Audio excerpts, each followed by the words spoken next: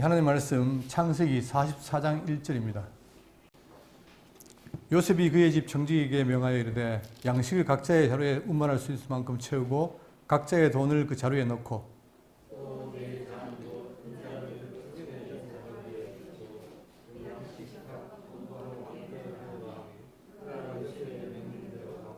아침이 밝을 때에 사람들과 그들의 나귀들을 보내니라.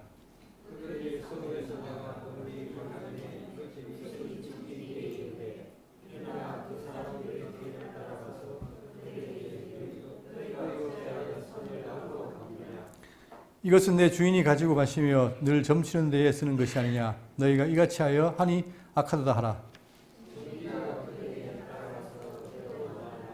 그들이 그에게 대답하되 내 주여 어찌 이렇게 말씀하시나이까. 당신의 종들이 이런 결단코 아니하나이다.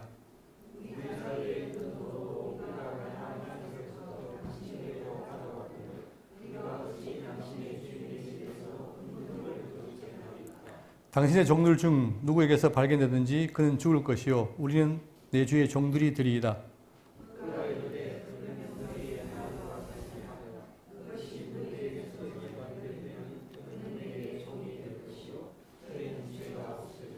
그들이 각각 급히 자루를 땅에 내려놓고 자루를 각각 푸니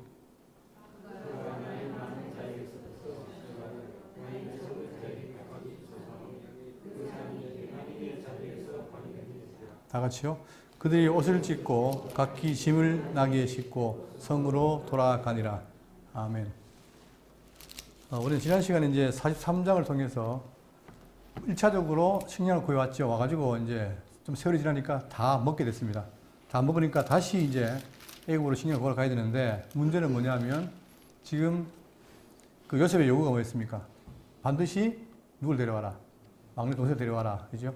근데 알다시피 지금 야곱은 뭡니까? 막내 아들 베냐민을 사랑해서 안 받으려고 하죠. 또한 그것도 문제가 되고 또 그들이 올 때에 식량값을 다 자루에 넣었잖아요. 그것도 문제가 되고. 그러나 이제 일단 먹고 살아야 되니까 가려고 하는데 그 당시에 이제 야곱이 처음에는 반대하다가 나중에는 결정을 하고 그때는 뭡니까? 갈 때 어떻게 여러 가지 물품을 가져가서 그들에게 줘라 하면서 마지막에는 내가 자식을 잃게 되면 이리라는 결단을 하면서 보내게 됩니다. 그래서 이제 그들은 다시 식량을 구하러 갔죠. 가가지고 요셉과 상봉하고 같이 있으면서 기쁨의 제의를 합니다. 그리고 요셉은 자기 막내 동생, 즉 베냐민을 보고 너무나 기뻐서 울죠.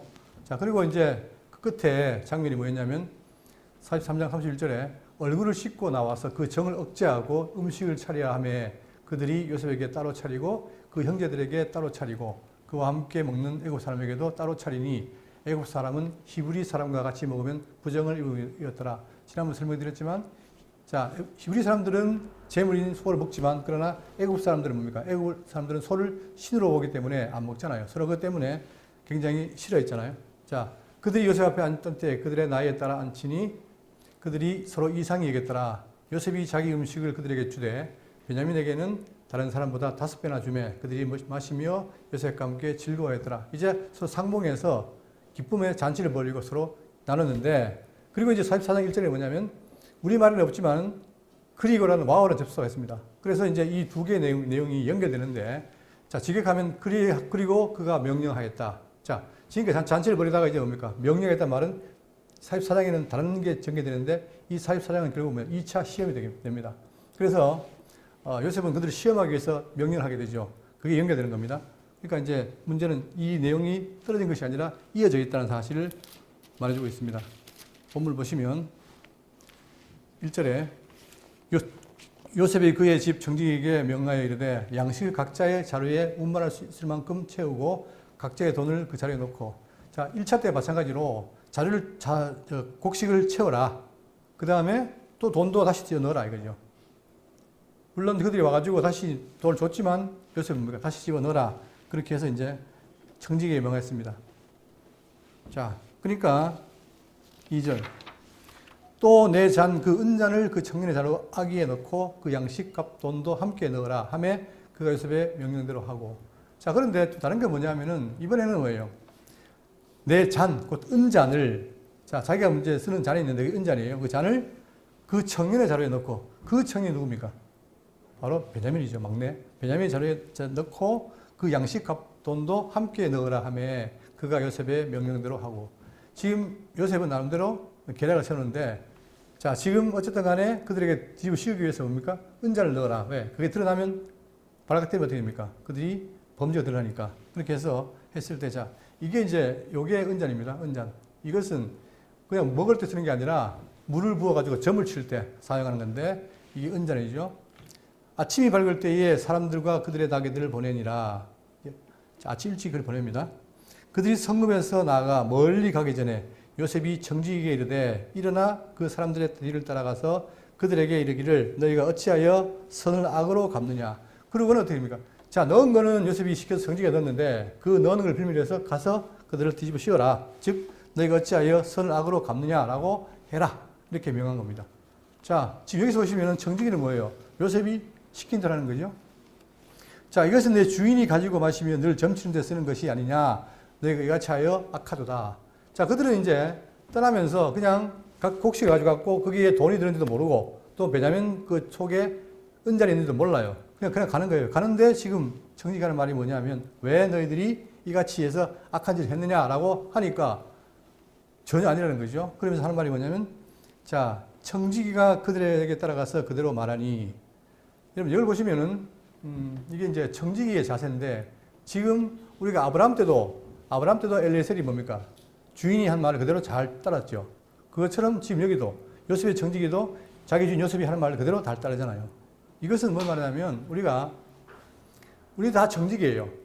하나님 앞에서 청지기 아니잖아요. 그렇죠. 모두가 종인데 자 청지기의 삶이 어떻게 되냐면 이사야 6장 8절에 내가 또 주의 목소리를 들으니 주께서 이르시되 내가 누구를 보내며 누가 우리를 위하여 갈고 하시니 그때에 내가 이르되 내가 여기 있나이다 나를 보내소서. 자 우리가 다 이런 자세가 되어 있죠. 나를 보내달라. 자 이사야는 그렇게 말했는데 여기에 대해서 누가복음 12장 41절 오시면 주께서 이르시되 지혜 있고 진실한 청지기가 되어 우리 다가 청지기라는 거예요. 주인에게 그 집 종들을 맡아 때를 따라 양식을 나눠줄 자가 누구냐. 주인이 이를 때에 그 종이 그렇게 하는 것을 보면 그 종은 복이 있으리로다. 내가 참으로 너희에게 이르노니 주인이 그 모든 소유를 그에게 맡기리라. 청지기에 맡긴단 말입니다. 그럴 때 충실히 따르는 게 좋다는 거죠. 그러면서 근데 베드로전서 1장 4장 10절에 보시면 각각 은사를 받은 대로 하나님의 여러 가지 은혜를 맡은 선한 청지기 같이 서로 봉사해라. 우리가 청지기라는 거예요. 뭘 담은? 각각 은사. 오전에 올라와서 했잖아요. 그죠? 하나님께서 우리가 한 몸인데 각각 지체마다 뭐가 있습니까? 은사가 있죠. 그 은사가 바로 청지기에 주어진 것이라는 얘기입니다. 그러니까 우리는 이 땅을 살면서 어떤 삶이냐? 결국은 청지기의 삶이에요. 그러면 청지기는 누구 말을 기억해야 되죠? 주인의 말을 기억해야 되는 거예요. 그래서 주인의 말을 기억하기 위해서 늘 배우는 거 아닙니까? 뜻이 뭔지를. 그러니까 이제 우리가 이 땅을 살면서 어차피 청지기의 삶을 사는데 어떤 청지기가 되어야 것인가? 악한 청지기냐? 선한 청지기냐? 이게 중요하죠. 우리는 선한 청지기가 되기 위해서 그 주인의 말을 새기게 되고 지금 요셉의 청지기가 주인이 명한 대로 하는 것처럼 우리도 주인이 명이 무엇인가를 늘 살피고 바라봐야 되겠죠. 그래서 선한 청지기에서 봉사할 때 나중에 주님이 우리를 뭐예요? 착하고 준수한 종이라고 칭찬하겠죠. 자 이렇게 청지기에 그들 따라가서 그대로 말하니 7절 그들이 그에게 대답하되 내 주여 어찌 이렇게 말씀하시니까 당신의 종들이 이런 일은 결단코 아니하나이다. 그렇죠. 그들은 금시원입니다. 그냥 식량 받아가지고 잔치 잘 벌리고 이제 가는데 무슨 소리입니까? 그런 일이 없습니다. 자 8절 우리 자루에 있던 돈도 우리가 가나안 땅에서부터 당신에게로 가져왔거늘 우리가 어찌 당신의 주인의 집에서 은금을 도둑질하리이까. 그렇죠. 지난번에도 그냥 넣어놨던 돈을 다시 갖고 왔습니다. 그런데 다시 그 돈을 우리가 가져갈 일이 없지 않습니까? 이렇게 항변하는 거예요. 그러면서 자 누구든지 가져왔거늘 어찌 당신 주인 집에서 은금 도둑질하리이까. 9절 당신의 종들 중에 누구에게든지 발견되든지 그는 죽을 것이요 우리는 내 주의 종들이 되리이다. 아주 단단하게 말합니다. 그는 죽을 것이다. 그리고 우리는 내 주의 종들이 되겠습니다 라고 이렇게 자신 있게 말한 겁니다. 그런데 이제 이게 우리말에는 뭡니까? 우리말에는 그냥 그는 죽을 것이요 우리는 다 주의 종들이 되리이다 라고 간단하게 했지만 원어에는 어떻게 되냐? 원어에는 죽는다는 말은 짧게 하고 그 다음에 우리가 주의 종이 되리이다는 말을 굉장히 길게 썼어요. 강조해서. 왜 그랬을까? 뒤에 나오죠. 10절 그가 이르되 그러면 너희의 말과 같이 하리라. 그것이 누구에서든지 발견되면 그는 내게 종이 될 것이요 너희는 죄가 없으리라. 이 정직의 말은 뭡니까? 발견되는 자에게는 저 죄가 있고 나머지는 없다 이렇게 하잖아요. 그죠? 자, 그렇게 말하죠. 자, 그렇게 되니까 11절. 그들이 각각 급히 자루를 땅에 내려놓고 자루를 각각 푸니 자신 있게, 그런 일이 없으니까 자신 있게 내려놓고 자루를 풉니다. 자, 풀었는데 또 이상한 일이 벌어진 거예요. 우리가 지난번에 요셉이 잔치를 벌였을 때 자리를 배정할 때 어떻게 했습니까? 요셉이 다 순서가 했잖아요. 그죠? 그러니까 요셉이 알고 있는 거예요. 마찬가지로 지금, 자, 여기도 마찬가지. 나이 많은 자에게서부터 시작해요. 이 청지기도 뭐라는 거예요? 다 아는 거예요. 지금 요셉과 청지기는 그들이 누군지, 어떤 관계인지 다 아는 거죠. 심지어는 청지기도 그 형제의 나이가 알 정도로. 그러니까 지금 다시 한번 이 표를 보시면 맨 위에 르벤, 자, 시몬은 지금 현재 같이 있었지고요. 지금 가게 되니까 시몬, 레위, 유다 이런 식으로 해서 모든 자들의 순서를 다 아는 거예요. 그러면 극적으로 맨 꼴찌가 누굽니까? 베냐민이죠. 그러니까 베냐민에게 나올 때까지 어떻게 했습니까? 없으니까 봐라. 우리 그런 일 없습니다 했는데 마지막에 베냐민이 나온 거예요. 극적으로. 자, 왜 그랬을까? 요셉의 의도가 있는 겁니다. 지금 요셉은 뭐 하는 거예요? 형들을 지금 2차 시험이잖아요. 시험, 그죠? 형들을 시험하는 거예요. 왜 할까? 자. 그래서 나이 많은 자에게서부터 시작하여 나이 적은 자에게까지 조사함에 그 잔이 베냐민의 자리에서 발견된지라. 여러분, 이 베냐민이라는 말은 아주 중요하죠. 왜? 지금 아버지가 안 보내려 하다가 겨우 어떻게 했습니까? 보낸 거예요. 그것도 유다가 책임지겠다 해서 보낸 거 아닙니까? 그런데 지금, 자, 이 베냐민에서 이 자료에서 뭐가 나왔어요? 자료가 잔이 나왔으니까 당장 갈 수 있습니까? 없습니까? 못 가죠. 베냐민 안 데리고 가는 것은 있을 수 없는 일이에요. 자, 이게 의미가 큰 거죠. 자, 그들이 옷을 찢고 각기 짐을 나귀에 싣고 성으로 돌아가니라. 단지 베냐민 자료에서 은잔이 발견됐는데 그것이 굉장히 어떤 일이냐, 옷을 찢을 정도로 심각한 일인 거예요. 그러면 이 옷을 찢는다는 얘기는 계속 말씀드리지만 옷을 찢는다는 표현은 뭐냐면 극한 슬픔, 비통을 나타낼 때 쓰는 표현입니다. 자, 30장 13절에 그 아버지가 그것을 알아보고 이르되 내 아들의 옷이라 악한 짐승이 그를 잡아먹었도다. 요셉이 분명히 찢겼도다 하고 자기 옷을 찢고 굵은 배로 허리를 두르고. 자, 슬픔을 표현할 때 옷을 찢고 그 다음에 굵은 배로 허리를 두르고 이것이 이제 그들의 슬픔 표현의 표시입니다. 그리고는 오래도록 그의 아들을 위하여 애통하니 또 열왕기상 21장 27절에 아합이 이 모든 말씀을 들을 때에 그의 옷을 찢고 굵은 배로 몸을 동이고 금식하고 굵은 배에 누우며 또 풀이 죽어 달리더라. 이것처럼 지금 그들에게 12형제에게 뭡니까? 지금 베냐민 속에서 나온 자는 그들의 굉장히 지금 슬픈 일인 거죠. 생각지도 못하게. 자, 그리고 이제 옷을 찢고 각기 자기 짐을 나귀에 싣고 성으로 돌아가니라. 가나안으로 가야 되는데 어떻게 됩니까? 발견됐으니까 다시 돌아가는 거죠. 그죠? 자, 그러면서 여기서 우리는 자, 요셉의 시험. 요셉이 시험을 했는데 왜 했습니까? 왜 했을까요? 보통 생각할 때는 그동안 형들한테 당한 게 많으니까 안 갚으면 말려고 시험했다. 그럴 수 있죠. 그러나 요셉은 그게 아니라 뭘 하느냐면 바로 이 상황에서 과거에 나를 팔았던 형들이 뭔가 변화가 있는가 이걸 보고 싶은 거예요. 그러니까 지금 현재 만약에 베냐민이 발견됐다면 어떻게 됩니까? 옛날 같으면 형들은 가면 되잖아요. 그런데 그들이 그렇게 안 하죠. 그러니까 지금 요셉의 시험은 뭐냐면 뭔가 목적이 있는 거죠. 형들의 변화를 확인하기 위한 것도 있고 또 요셉이 지금 형들을 미워하는 게 아니라 그동안 어떤 변화가 있는가를 확인하기 위한 거예요. 그러면 이 시험이라는 말이 성경에 많이 나오는데 하나님은 우리 시험하십니까? 안 하십니까? 시험? 하시죠. 자, 그러면 그때 하나님 하신 시험이 뭔가? 자, 시험의 목적입니다. 신명기 8장 16절 내 조상들과 알지 못하는 만나를 광야에서 내게 먹으셨나니 이는 너를 낮추시고 너를 시험하사. 분명히 너를 시험하라는 말이 나와요. 시험하사 마침내 내게 복을 주셔 하심이었더라. 자, 하나님의 시험의 목적은 뭐냐면 뭐 하기 위한 겁니까? 다 이유가 있어요. 뭐 하려고? 내게 복을 주시려 하심이라. 이게 중요한 거예요. 시험한 이유는. 그러니까 아브라함을 시험하사 아브라함이 어떻게 됩니까? 시험을 통해서 한 단계 더 올라가죠. 그것처럼 하나님이 시험하시는데 그 시험은 바로 목적이 있다. 그 다음 야고보 1장 12절에 시험을 참자가 복이 있나니 이는 시련을 견디어낸 자가 주께서 자기를 사랑하는 자들에게 약속하신 뭘요? 생명의 멸류관을 얻을 것이기 때문이라.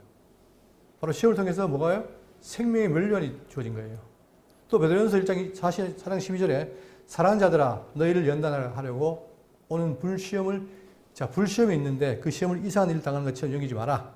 오히려 너희가 그리스도의 고난에 참여하는 것으로 즐거워라. 이는 그의 영광이 나타나실 때에 너희로 즐거워하고 기뻐하게 하려 함이라. 공통적으로 하나님이 하시는 그 시험의 목적은 바로 뭐냐 하면 복을 주고 멸류관을 주고 또 뭐예요? 함께 기뻐하기 위해서 준다는 거예요. 그러니까 우리에게는 이 시험이라는 건 뭐예요? 감사한 거예요. 그죠? 자, 그런데 이 시험에는 또 종류가 있습니다. 여기 보시면, 자, 제가 일부러 이제 오늘 썼는데, 자, 페라이라스모스라는 이 헬라가 있는데 이것은 테스트입니다. 영어로 말하면 테스트. 그 다음에 도키미온이라는 단어가 있는데 이것은 트라이얼, 시련. 그 다음에 페이라조라는 말인데 이것은 템테이션, 유혹입니다. 여기서 우리가 확인할 게 있는데 뭐냐면은, 자, 하나님 창조하시죠. 만물을 창조합니다. 창조하실 때에 인간을 지었는데, 아담을 지었어요. 아담을 짓고, 그 다음 또 사단을 지었습니다. 자, 그럴 때에 최초인 이 아담에게 뭐가 있습니까? 시험이 있어요. 이때는 하나님이 시험하신 게 아니에요. 자, 있는데 뭐냐면 하나님이 선악과를 말씀하실 때 선악과에 대해서 하나님의 말은 뭐예요? 먹으면 죽는다. 그 다음에 안 죽는다. 그러면서 또 어떻게 하나님처럼 된다. 자, 여기가 이제 있습니다. 이 갈림길이 있어요. 그럴 때 하나님 말씀은 선악과를 먹으면 죽는다. 정령 죽는다 했는데 사단의 말은 뭐냐면 안 죽고 하나님처럼 된다. 눈이 밝아진다. 자, 이랬을 때 이 두 개의 지금 선택의 길을 선 거예요. 누가? 아담과 하와가. 그죠? 그럴 때, 자, 보세요. 그럴 때에 하와는 뭘 택했습니까? 자, 평소에는 그렇지 않았는데 딱 그 말을 들었거든요. 그 말을 듣고 나니까 나무의 실과가 보암직도 하고 먹음직도 하고 지혜롭게 할 만큼 탐스럽다. 그 생각이 든 거예요. 그러니까 이걸 따먹으면 진짜 사장님 말처럼 안 죽고 하나님처럼 되겠네라는 뭐가 생깁니까? 뭐가? 욕심이 생긴 거예요.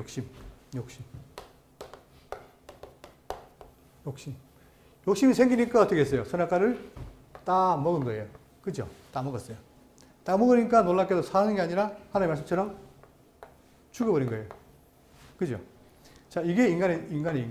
모든 인간이 다 죄 가운데 태어난 것. 자, 그러니까 아담 타락 이후에 모든 인간은 다 죄인입니다. 한 사람도 예외가 없어요. 다 죄인이에요. 그러니까 전부 다 뭡니까? 이 하는 일들이 다 사단의 종이 되어서 하는 게 다 죄와 악인 거예요. 그렇죠? 자, 이럴 때에 이 지금 아담에게 닥친 이 상황, 이것을 자, 시험으로 한다면 이게 하나님이 하신 걸까요? 아니면 아담이 그 말을 듣고 자기가 택한 걸까요? 여기에 대해서 야고보 뭐라느냐? 자, 보세요. 여기 보시면, 자, 1장 13절에 사람이 시험을 받을 때, 이때 시험이에요. 다 시험입니다.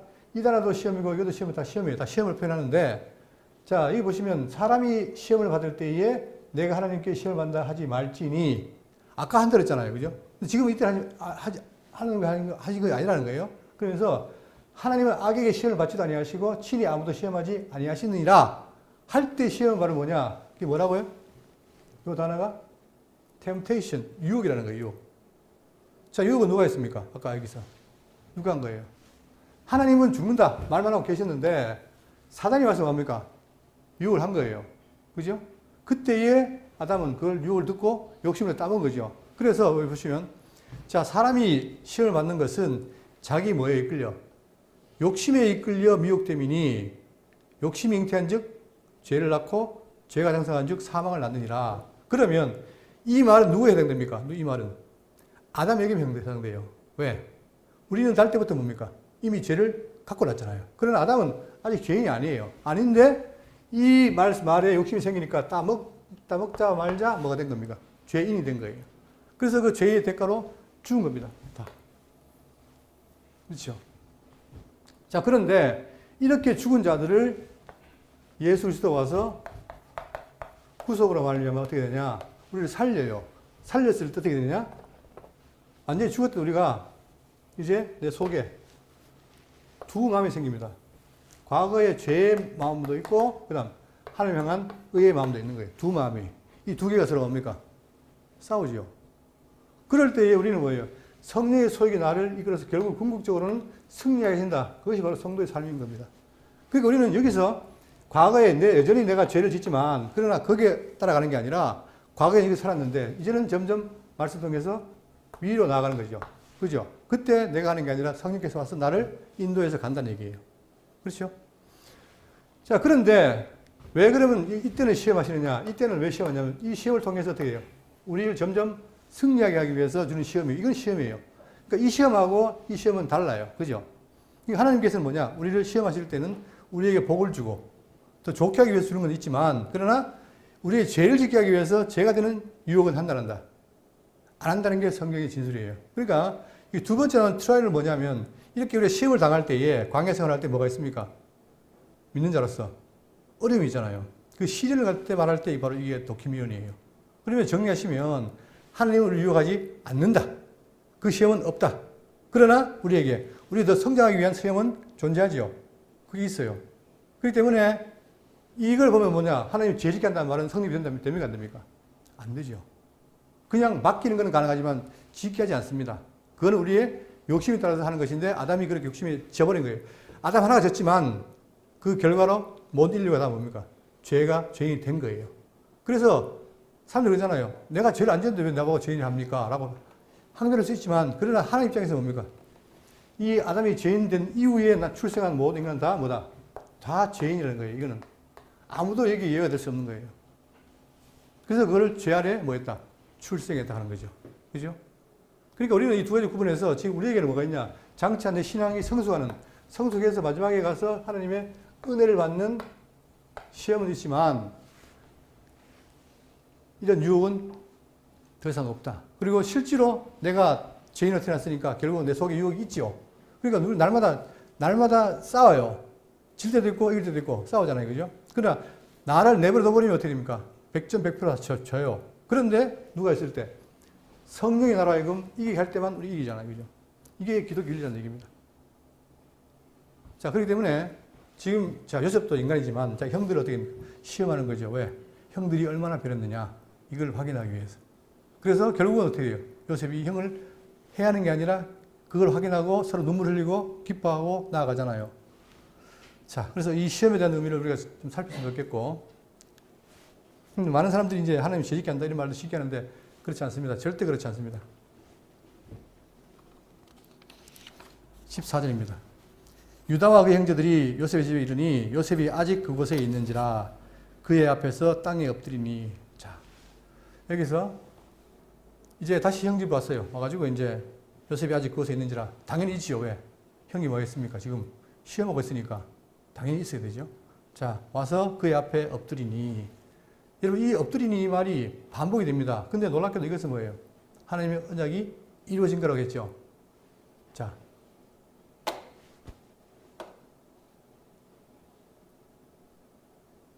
왜냐하면 이 말 속에 우리가 하나님의 어떤 의미가 있기 때문에요. 자, 창세기 37장 18절에 요셉이 그들에게 가까이 나오기 전에 그들이 요셉을 멀리서 보고 죽이기를 꾀하여 서로 이르되 꿈꾸는 자가 오는도다. 지난주에 얘기했지만 그가 꿈꾸는 자였습니까? 꿈을 통해서 뭘 받았습니까? 하나님의 장래에 이뤄질 계시를 받은 거예요. 그죠? 그 꿈이 뭐였습니까? 형들이 자기에게 절하는 것. 다시 말하면 자기가 형들보다 위에 간다는 걸 꿈꿨잖아요. 그리고 자, 해달별, 열한별이 자기에게 또 절하는 것. 꿈꿨죠? 그랬을 때에 형들은 그걸 싫어해서 그걸 팔아먹었어요. 그리고는 자, 그의 꿈이 어떻게 되는지를 우리가 볼 것이니라 했잖아요. 그러면 물론 형들이 볼 때 기분이 나쁘지만 그 꿈을 누가 꾸게 한 거죠? 하나님 꾸게 한 거예요. 앞으로 될 일을 보여준 거란 말입니다. 그렇기 때문에 하나님께서 보여준 계시는 뭐냐? 어떤 형태든 간에 그것이 반드시 이루어지지요. 그걸 말하기를 하박국 2장 3절에 이 묵시는, 자, 묵시나 꿈이나 모든 계시의 방법인데 이 묵시는 정한 때가 있나니, 다 때가 있는 거예요. 때가 있느니 그 종말이 속히 이르겠고 결코 거짓되지 아니하리라. 왜? 하나님은 예하다 아니라는 분이 아니기 때문에 반드시 계획된 것을 이룬다는 거예요. 그걸 통해서 뭡니까? 형들 하여금 정말 하나님의 말씀이 되는구나 확인하기 위해서 우리는 그런 걸 확인할 때마다 뭡니까? 우리 신앙이 살아납니다. 왜? 아, 정말 그렇네. 아, 맞네. 이게 자꾸 반복될수록 뭐예요? 우리 믿음이 굳어지는 거예요. 그것처럼, 자, 비록 더딜지라도 기다리라. 지체되지 않고 반드시 시행하리라. 여러분, 하나님의 말씀이 바로 이루어진 것도 있지만, 아브라함 같은 경우는 뭡니까? 아브라함에게는 언약했는데 언제 이루어집니까? 그로부터 몇백 년 뒤에 이루어져요. 그렇기 때문에 하나님 언약은 자, 바로 이룰 수도 있고 멀리 이룰 수 있는데 중요한 건 반드시 된다는 게 중요한 거예요. 그래서 우리가 여호와를 자꾸 하는 이유가 뭐냐? 그 여호와는 뭡니까? 언약하시면 반드시 이루는 분이라는 사실을 우리가 확인하는 거 아니에요. 그것처럼 그분은 신실한 분이라는 걸 보여주는 거죠. 자, 그래서 그들이 앞에서 땅에 엎드리니 요셉이 그들에게 이르되 너희가 어찌하여 이런 일을 행하였느냐? 나 같은 사람이 점을 잘 치는 줄을 너희가 알지 못하였느냐? 실제로 요셉이 점을 칩니까?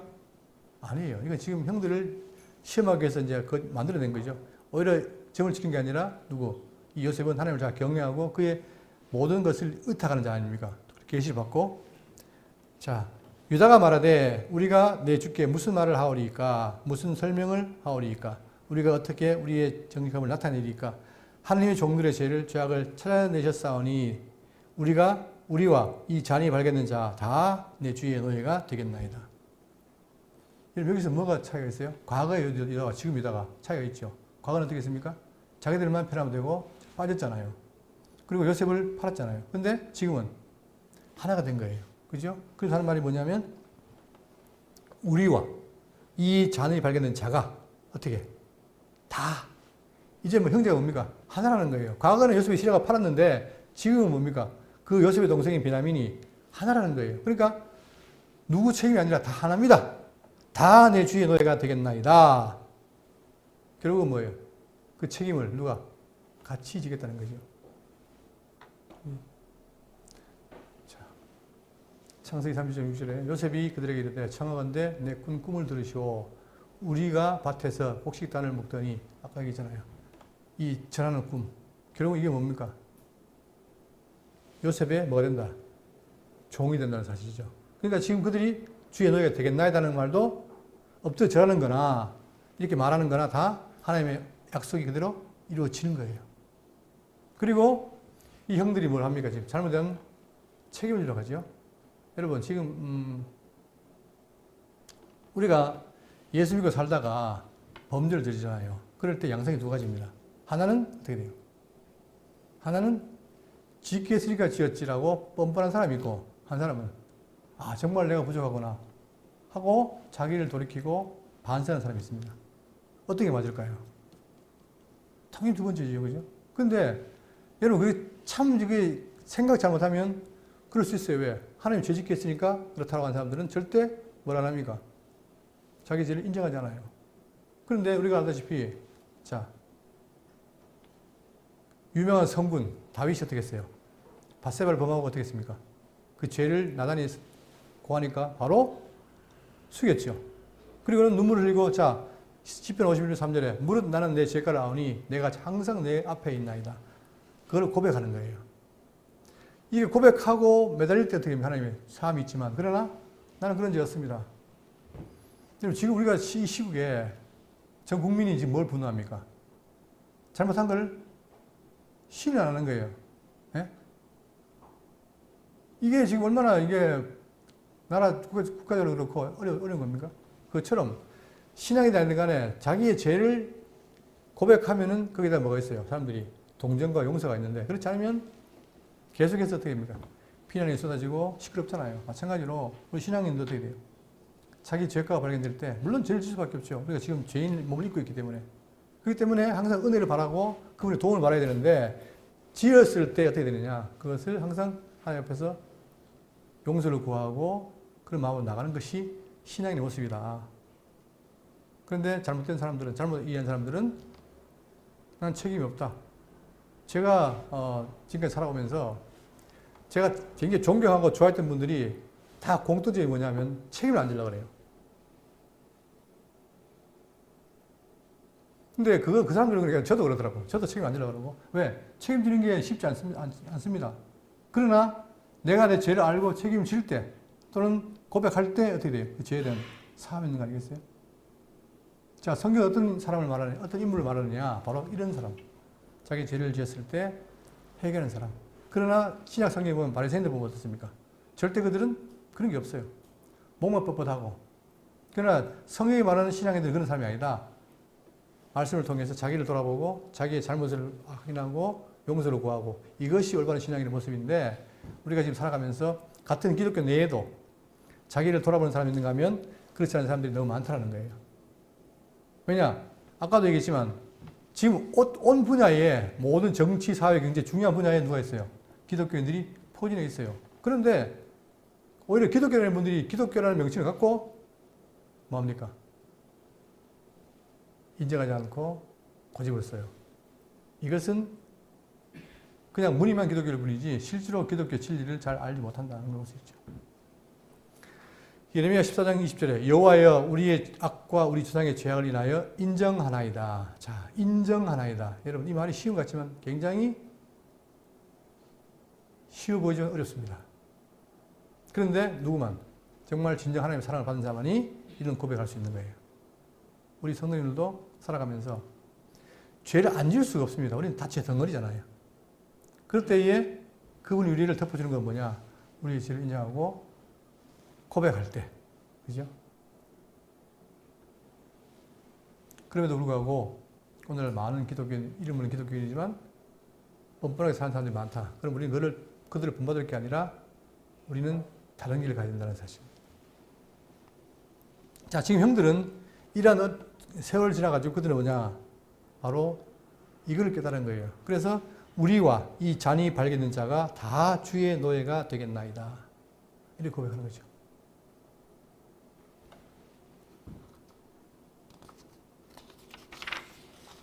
이걸 보면은 요셉의 시험이 어떻게 됩니까? 의미가 있는 거죠. 17절 요셉이 이르되 내가 결코 그리하지 아니하리라. 잔이 그 내 손에서 발견된 자만 내 종이 되고 너희는 평안히 너희 아버지께로 도로 돌아갈 것이니라. 요셉은 굳이 뭡니까? 그 잔이 나온 자만 죄인이다. 라고 말해서 너희들 올라가라. 그때 18절 유다가 그에 가까이 와서 이르되 내 주여 원하건대 당신의 종에게 내 주의 귀에 한 말씀을 아뢰게 하소서. 주의 종에게 노하지 마소서. 주는 바로와 같으심이니이다. 공손하게 하는 말이 뭐냐면 이전에 내 주께서 종들에게 물으시되 너희는 아버지가 있느냐 아우가 있느냐 하시기에 우리가 내 주께 아뢰되 우리에게 아버지가 있으니 노인이요 또 그가 노년에 얻은 아들 청년이 있으니 그의 형은 죽고 그의 어머니가 남긴 것은 그뿐이므로 그의 아버지가 그를 사랑하나이다 하였더니 더군다나 자 야곱은 아시다시피 아내가 4명입니다. 라반의 2딸 라헬과 레아가 있고 그 다음에 비라와 또 한 명 있죠. 그건 주여종이잖아요. 4명을 위해서 총 12명을 낳았는데 근데 그 중에 누구를 사랑했습니까? 라헬을 제일 사랑했어요. 근데 이제 라헬이 제일 사랑했는데 아이를 못 낳아요.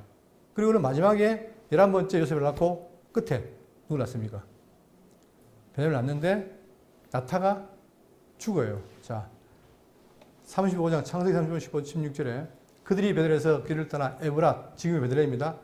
에브랏에 이르기까지 얼마간 거리를 둔 곳에서 라헬이 해산하게 되어 심히 고생하여 그가 난산을 지음에 산파가 그에게 이르되 두려워하지 말라. 지금 네가 또 등남하느니라 하며 그가 죽게 되어 그의 혼이 떠나려 할 때에 아들의 이름을 베노니 고통의 아들이라고 했다가 불렀으나 그의 아버지는 그를 어떻게 했다? 베냐민 오른손의 아들이라고 불렀습니다. 결국은 어렵게 아들을 낳았는데 자기 사랑 아내는 죽었습니다. 그러니 어떤 사람은 그때 아내가 죽으면 그 아들을 미워하는 경우도 있는데 반대로 야곱은 아내가 죽어도 베냐민을 사랑했던 거예요. 그만큼 귀한 존재 아닙니까? 자, 그런데 지금 베냐민이 뭡니까? 걸린 거예요. 21절 주께서 종들에게 이르시되 그가 그를 내게로 데리고 내려와서 내가 그를 보게 하라 하시기로 우리가 내 주께 말씀드리기를 그 아이는 그의 아버지를 떠나지 못할지니 떠나면 그의 아버지가 죽겠나이다. 워낙 베냐민을 사랑하다 보니까 그냥 하는 거예요. 그러니까 아들 보내면 내가 죽는다. 그 정도로 지금 심각하잖아요. 그러니까 지난번에 식량이 떨어져도 빨리 가야 되는데 못 간 이유가 바로 뭐냐? 아버지가 베냐민을 안 보내기 때문에 못 간 거 아니에요? 그 정도로 사랑했다는 거예요. 주께서 또 주의 종들에게 말씀하시되 너희 막내 아우가 너희와 함께 내려오지 아니하면 내가 다시 내 얼굴을 보지 못하리라 하시기로. 그러니까 지금 요셉은 데려와라. 아버지는 못 보낸다. 이 갈등 속에 있다 보니까 시간이 끈 거 아닙니까? 자, 우리가 24절. 주의 종 우리 아버지에게로 도로 올라가서 내 주의 말씀을 그에게 아뢰었나이다.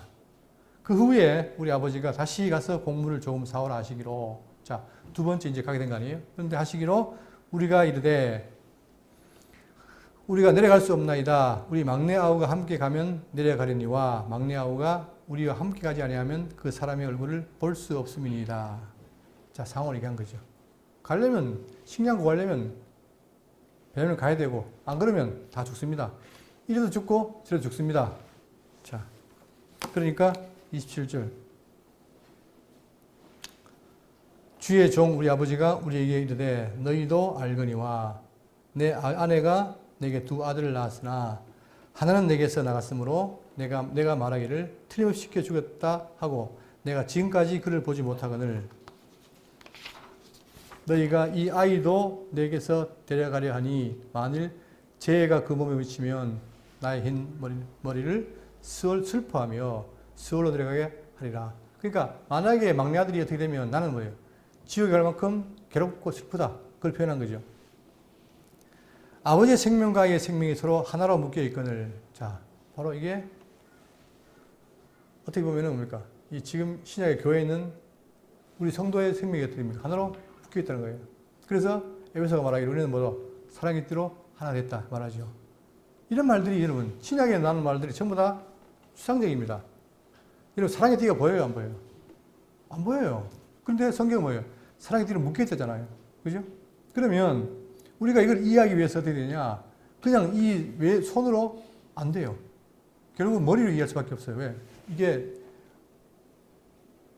영적인 얘기이기 때문에. 기독교 신앙이 어려운 게 바로 뭐냐? 이 모든 게 영적인 얘기. 제가 어디로도 말씀드렸죠. 우리 삶의 원리가 뭐냐? 성이 하게 하신다. 얼마나 막연합니까? 예? 막연하기 때문에 아유 저대로 또 한다. 하게 하겠지. 이게 아니라 이 말이에요. 그 하게 하려고 하기 위해서 어떻게 했다? 예수님이 죽으신 거예요. 그걸 우리가 직접 피부로 느끼고 깨달아야 됩니다. 그래야만이 영적인 이야기가 내 걸로 보이는 거예요. 제가 전에 말씀드렸지만 위에 걸 사모해라. 이런 위가 어디 있습니까? 위가. 네? 위가 어디 있어요? 여기 2층입니까? 위가? 그게 하늘이라는 거예요. 안 보이는 하늘이라는 거예요. 그거를 바라보라는데 바울은 말하는데 바울이 약간 헷갈리겠습니까? 아니에요. 맨정신이에요. 근데 바울은 뭐냐? 그걸 바라보라는 거예요. 그러면 우리가 지금 이 땅에 살면서 그걸 바라보는 사람하고 그냥 땅에 보는 사람하고 같을까요? 다르죠. 근데 성경은 그런 말 하고 있는 거예요. 그랬을 때에 그것이 내가 불가항력이라고 생각하지 마시고 왜 이 말을 했을까? 그러면 우리가 지은 세계도 바라보고 하나님의 말씀 바라보다 보면 그것이 어떻게 됩니까? 나중에는 점점 더 믿음이 커지면 그것이 구체로 다가오는 거예요. 그게 신앙이란 말입니다. 그러니까 우리는 이제 먼 길 가는데 하나하나씩 쌓아가야 돼요. 그러다 보면은 어느 순간에 자기가 슬쩍 성장에 있는 걸 느끼고 한단 말입니다. 그랬을 때는 그때는 과거에는 막연한 말들이 지금 현재는 뭡니까? 이게 이 맞구나라고 인정이 되는 거예요. 이게 신앙생활인 거예요. 그렇기 때문에 처음에는 뭐예요? 딱딱한 음식 먹다가 나중에는 말랑한 음식 먹다가 나중에는 더 딱딱한 거 먹잖아요. 그것처럼 우리 신앙이 자란다고 말하고 있습니다. 그래서 지금 여기도 어떻게 아버지와 아들이 하나가 됐냐? 설명이 안 돼요. 그런데 그 뭘로? 서로 사랑으로 하나 되잖아요. 그죠? 그것처럼 기독교 신앙은 어떻게 보면 굉장히 관념적일 수 있지만 그러나 그 관념이라는 것이 관념이 아니라 실제다. 왜? 성경은 우리 모이는 세계가 진짜가 아니고 보이지 않는 게 영원한 거기 때문에 그걸 바라봐야 된단 말이에요. 그런데 우리 한계 육신이 있기 때문에 어렵지만 그러나 말씀을 통해서 점점 그 세계로 나갈 수 있다는 거예요.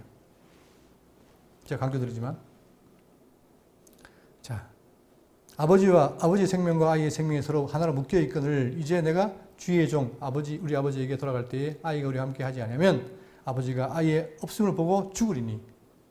자, 우리가 지금 성도가 어려우면 내가 죽을 수 있습니까? 근데 정말 그게 가능하다는 거예요. 가능하다는 거. 예? 왜냐하면 그리스도가 했기 때문에. 우리도 그 깊이를 알고 한다면 정말 어려움을 겪을 때 모르겠어요. 죽는 건 모르겠지만 근접하는 것도 할 수 있겠죠. 그죠? 상대방이 귀하다면. 우리가 사랑의 띠를 묶였고 하나의 생명줄을 묶였다는 사실을 우리가 확인한다면 가능하죠. 그걸 나한테 보이라 그러면 제가 못 보여서 미안하지만 가능합니다. 그게 역사적인 증거이고. 하나로 묶여 있거든 이제 내가 주의 종 아버지에게 돌아갈 때에 아이가 하지 않으면 아버지가 우리 아이를 없으면 보고 죽으리니 이같이 되면 종들이 주의 종 우리 아버지가 흰 머리로 자 슬퍼하며 수로 내려가게 함이니이다. 주의 종이 내 아버지에게 아이를 담보하기를 내가 이를 아버지께로 데리고 돌아오지 않으면 영영이 아버지께 죄짐을 지리다 하였사오니. 지금 어떻습니까? 자 유다가 옛날에 뭐예요? 야곱을 요셉을 팔 때 반간했죠. 지금은 그 형제에 대한 뭐가 있어요? 사랑과 애착이 있잖아요. 그러면 여러분 우리가 성도로 살아갈 때 뭐가 필요하냐? 죄인의 영혼을 바라볼 때 뭐가 있어야 돼요? 구원을 위한 중보적인 삶이 필요한 거예요. 여러분 여기에 대해서는 누가 말하냐면 대표적으로 구약의 모세, 신약의 바울입니다. 지금 우리가 로마서 배웠지만 11장에 뭐라 합니까? 바울이 내가 어떻게 저주를 받아 끊어질지라도 원한다. 뭘 원해요? 자기 이스라엘 백성들의 구원을 원한다는 거 아닙니까? 마찬가지로 자 출애굽기 32장 32절에 그러나 이제 그들의 죄를 사하시옵소서. 이 상황은 뭐냐면 그들이 애굽을 나왔어요. 나와가지고 이제 광야로 가다가 언제? 모세가 산에 가 있으니까 안 내려오니까 뭐 했습니까? 우상 만들었잖아요. 그때 큰 죄를 지니까 하나님 만약에 이들을 여기서 죽여버리면 뭐가 깨집니까? 언약이 깨집니다. 그러니까 살려달라. 그때의 그 각오가 뭐냐? 자, 주께서 기록하신 책에서, 즉 생명책에서 내 이름을 지워버려달라. 그만큼 내가 이들을 사랑하니까 용서해달라는 얘기죠. 지금 유다도 마찬가지. 유다, 그다음 모세, 또 바울. 자, 내가 로마서 9장 1절에 내가 그리스도 안에서 참말을 하고 거짓말을 아니하노라. 나에게 큰 근심이 있는 것과 마음이 그치지 않는 고통이 있는 것을 내 양심이 성령 안에서 나와 더불어 증언하노니 나의 형제 곧 고력의 친척을 위하여 네 자신이 저주를 받아 그리스도에게서 끊어질지라도 원하는 바로라. 전도는 그냥 되는 게 아닙니다. 이런 마음이 있을 때, 우리 이웃에게 이런 마음이 있을 때 뭐예요? 되는 거예요. 우리가 말은 전도가 하지만 전도라는 것이 이게 없으면 저도 그래요. 막연해요. 전도라니까 막연해요. 근데 이것이 만약 이웃의 사랑이 있다면 그것이 옮겨지잖아요. 근데 지금 유다도 그렇고 모세도 그렇고 바울은 자기의 실존적인 질문이 뭐냐면 이 형제를 사랑한다는 거예요. 이게 우리에게도 필요하겠죠. 자, 벌써 이렇게 되는, 그 세월 동안 어떻게 되느냐. 형들이 많이 바뀌고 동질감을 갖고 있다는 사실. 이게 지금 요셉에게는 뭡니까? 큰 소득인 거죠. 그걸 확인하고 싶었던 거예요. 그 시험을 했는데 아니나 다를까? 형들이 옛날처럼 그래 베냐민만 죄지니까 놔두고 우린 가겠다. 이게 아니라 같이 다 죄인입니다. 이렇게 인정하는 거 이것이 바로 뭡니까? 요셉에게는 굉장히 흐뭇한 거죠. 34절 그 아이가 나와 함께 가지 아니하면 내가 어찌 내 아버지에게로 돌아갈 수 있으리까 두렵건대 재해가 내 아버지에게 미침을 보리이다. 우리는 그냥 가지 않겠습니다. 각오를 밝히는 거예요. 자, 이랬을 때 어떻게 했습니까? 이랬을 때 요셉이 어땠을까요? 자, 이때 요셉의 반응이 어떠냐?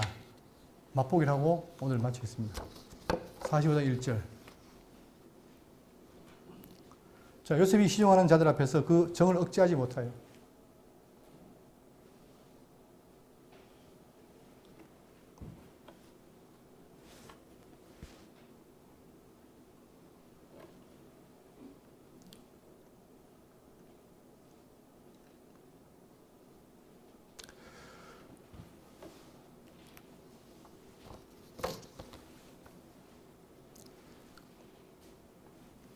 요셉이 얼마나 미웠겠습니까? 자기를 팔았으니까.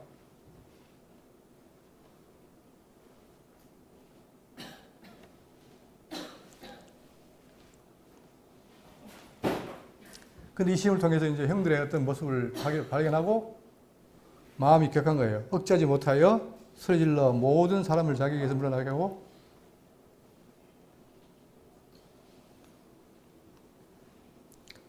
그 형제들 자기를 알리니 그때에